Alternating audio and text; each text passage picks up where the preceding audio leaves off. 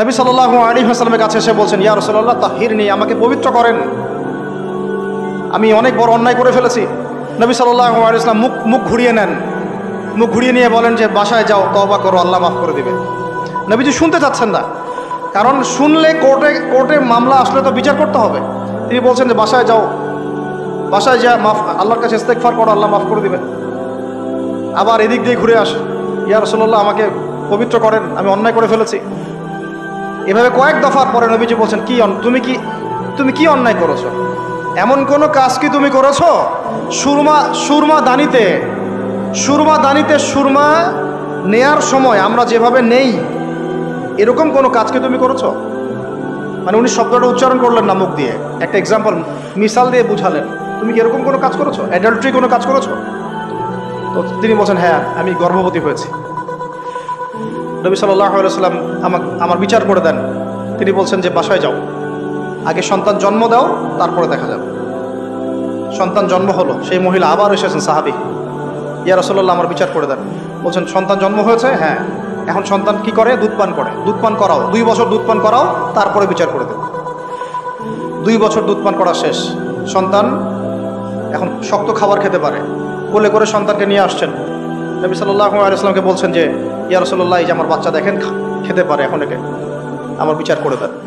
দেখেন তাদের পরকালের কনসেপ্টটা কেমন ছিল, তাদের পরকালের চেতনা কেমন ছিল।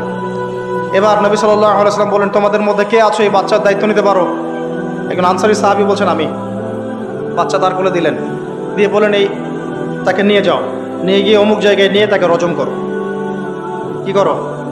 রজম মানে কি ভাই?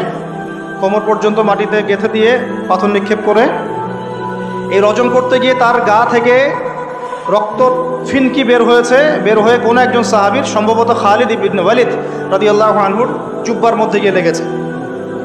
তখন তিনি কিছুটা তাচ্ছিল্যের স্বরে একটা বাক্য প্রয়োগ করেছেন, ছি এটা কেমন হলো।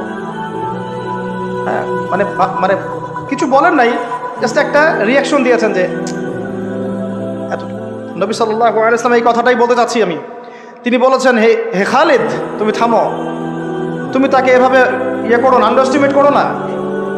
এই নারী এই অপরাধ করার পরে যে পরিমাণ ইস্তেগফার করেছে, আল্লাহর কাছে তওবা করেছে, তার একার তওবা যদি মদিনাবাসীর মধ্যে ভাগ করে দেওয়া হয় তাও কম হবে। এই ঘটনা একটা ঘটেছে, আরেকজন সাহাবীর সাথে ঘটনা ঘটেছে, পুরুষ সাহাবী।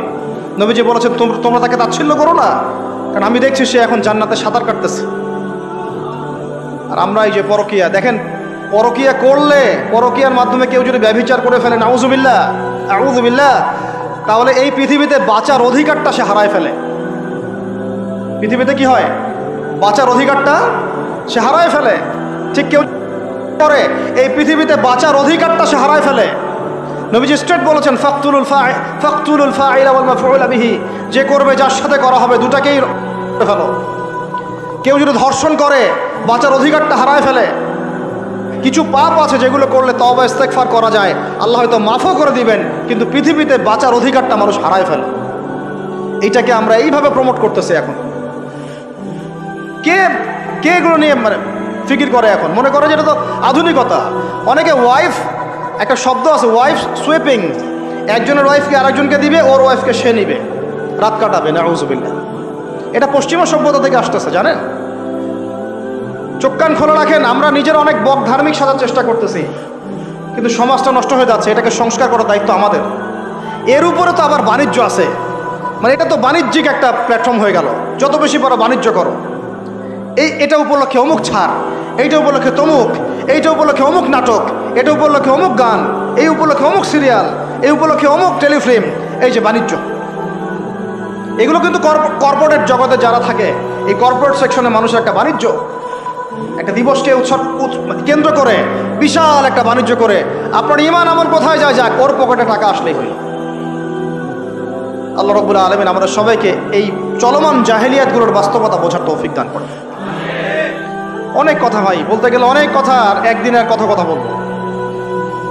আমরা দোয়া করি আল্লাহ পাক কক্সবাজার এলাকায় এমন একটা দিনের মার্কাজ আমাদেরকে করার তৌফিক দান করেন, যেখান থেকে ইনশাআল্লাহ দিনের আলো পুরা কক্সবাজার সহ পাহাড়ি পার্বত্য এলাকা ছড়িয়ে পড়বে ইনশাআল্লাহ। সমাজ সংস্কার না করতে পারলে আমরা বাঁচতে পারবো না। আপনাদের মধ্যে যাদের সামর্থ্য আছে কেউ জমি দিয়ে হলে সাহায্য করেন, কারো যদি সামর্থ্য থাকে অর্থ দিয়ে হেল্প করেন, কারো বুদ্ধি আছে বুদ্ধি দিয়ে পরামর্শ দিয়ে সহযোগিতা করেন। দিনের স্বার্থে, আল্লাহর জন্যে, তার রাসূলের দিনকে টিকিয়ে রাখার স্বার্থে, সমাজের জাহিলিয়াতগুলো দূর করার স্বার্থে দিনই মার্কাজগুলো প্রতিষ্ঠা করার কোনো বিকল্প নাই। অযথা একদিনের মাহফিল দিয়ে আমি আসলাম চলে গেলাম, 1 বছর আপনার সাথে আমার দেখা নাই, দিয়ে আপনি সমাজ সংস্কার করতে পারবেন না। এভাবে দিন কায়েম হয় না। ইকামতে দিন অনেক কঠিন বিষয়। প্রত্যেক দিন প্রত্যেক রাতের মেহনতের উপর দাঁড়ায় থাকবে ইনশাআল্লাহ। আল্লাহ পাক আমাদেরকে এই বেহায়া দিবসকে বর্জন করার তৌফিক দান করুন। এই পশ্চিমাদের ফাঁদ থেকে আল্লাহ আমাদেরকে বাঁচায় রাখে। আল্লাহ রাব্বুল আলামিন আমাদের সবাইকে যেন এই জেনা, ব্যভিচার, পরকিয়া, তারপরে সুদ, মাদক, সমকামিতা, ট্রান্সজেন্ডার, এই সমস্ত ফিতনা থেকে আল্লাহ আমাদেরকে হেফাজত করেন।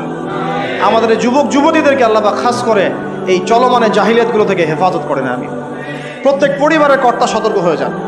প্রত্যেক পরিবারের যে ভাই আছেন, যে বাবা আছেন, সতর্ক হয়ে যান। আপনার পরিবারটাকে আপনি শক্ত হাতে দমন করেন, কঠোরভাবে, দেখবেন ইনশাআল্লাহ অ্যাটলিস্ট আপনার ঘরটা পবিত্র রাখেন। সবাই যার যার পরিবারের দায়িত্ব নেই, ইনশাআল্লাহ দেখবেন সমাজ ঠিক হয়ে গেছে ইনশাআল্লাহ। আমার স্ত্রীকে আমি এইসব করতে দিব না, ওর ক্ষমতা আছে করবে, করলে ওকে আমি তালাক দিয়ে রেখে দেব, শেষ, সোজা কথা। ও আমরা এইভাবেই কথা বলি বাসায়, এক কথায় চলবা, এক কথায় উঠবে, এক কথায় বসবা, দ্বিতীয় কথা যেন বলতে না হয়। একদিন একটা ইস্যু নিয়ে মানে ঝগড়া তুল কালাম হয়ে গেল। আমি রাগ কন্ট্রোল করতে পারলাম না, বলছিলাম যে হাত মোজা ভালো করে পড়তে। হাত কথা বলার সময় দেখেন, যদি আমি হাতে ভাবে উঁচু করি দেখা যায় এতটুকু। আমি বাসায় গিয়ে বলছিলাম যে হাত মোজা খুব ভালো করে এই পর্যন্ত পড়তে। এইটুক নিয়ে মনে হয় আমি 10 মিনিট ঝাড়ি দিয়েছি, মানে বকা দিয়েছি আর কি। একদম মাথা নিচু করে শুনছে, একটা কথা বলে নাই। আমি আমার পরিবারকে ঠিক করলে কেন আমার মানে স্ত্রী বাইরে যাবে, কিভাবে যাবে? আমি বলতেছি না যে সে বাইরে যাইতে পারবে না, প্রয়োজনে তার প্রয়োজন পূরণ করতে পারবে না, এমন তো না বিষয়টা। বেপর্দায় এভাবে যাবে কেন? বেপর্দায় ফিতনার মধ্যে কেন যাবে? আমার মেয়ে, আমি জন্ম দিলাম, আমি বড় করতেছি, আমি খাওয়াই, মানে আমি খাওয়াই বলতে মানে কি, আমরা উপার্জন করি, আমরাই খেতে খাওয়াই নাকি? আমরা ওসিলা না রিজিকের, আমরা কামাই রোজগার করে নিয়ে আসি। আমি খাওয়াই বলতে বোঝাচ্ছি আমরা কামাই রোজগার করে নিয়ে আসি, আমাদের ভালোবাসা দিই, মহব্বত করি, তিলে তিলে আদর মহব্বত দিয়ে বড় করি। আমার মেয়ে কেমন করে বাইরে যায়? কেমন করে বাইরে যাবে? কোন সাহসে যাবে? আমি বাবা হয়ে বেঁচে থাকতেও কীভাবে যাইতে পারবে? গেলে ওকে একদম খাওয়ার বন্ধ করে দিবেন। আমার ছেলে বালেগ হয়েছে, নামাজে যাবে না কেন? যাবে না কেন? যদি না যায় আমি ওর খাওয়া বন্ধ করে দিব। শাসন করতে হবে সবসময়, কিন্তু মিষ্টি কথা চিরা ভিজে না। আল্লাহ পাক কোরআনের মধ্যে হেদায়েত দিতে উৎসাহিত করেছেন, এখানেই আবার আইনগুলো নাজিল করেছেন। মানে সবসময় মানুষকে দাওয়াত দিয়ে বুঝিয়ে সুঝিয়ে কাজ হয় না, মাঝে মাঝে পিটানো লাগে না? শাসন লাগে না? লাগে। তো আমরা যদি আমাদের পরিবারের মেয়েদেরকে নিয়ন্ত্রণ করতে পারি, ছেলেদেরকে নিয়ন্ত্রণ করতে পারি, দেখবেন আস্তে আস্তে ইনশাআল্লাহ এটা কমে গেছে। আর যদি এভাবেই গা ছাড়া দিয়ে দেন, আমি বলেছি বেশি দিন লাগবে না, আর 10টা বছর পরে নাউজুবিল্লাহ আমরা আশ্রয় চাই আল্লাহর কাছে, এমনটা যেন না হয়। দেখবেন যে এটা এমন হারে বেড়ে গেছে যে ঘরে ঘরে সমকামিতা ঢুকে যাইতে পারে। নাউজুবিল্লাহ, এই তাদাদ, এই সংখ্যা দিন দিন বাড়তেছে। আপনাদের শহরে, আপনাদের এই অনেক এই যে এখানে আমি অনেক মাহফিল করেছি, অনেকেই আমাকে চিরকুট দিয়েছিলেন যে ভাই এখানে বেড়ে যাচ্ছে, এই বিষয়ে কিছু বললেন। চিন্তা করেন, ভিতরে ভিতরে এগুলো চলতেছে, হোটেলে চলতেছে। আপনারা ভালো মানুষে যে বসে থাকলে হবে না। এত ভালো মানুষও তো আল্লাহ পাক বলেন নাই।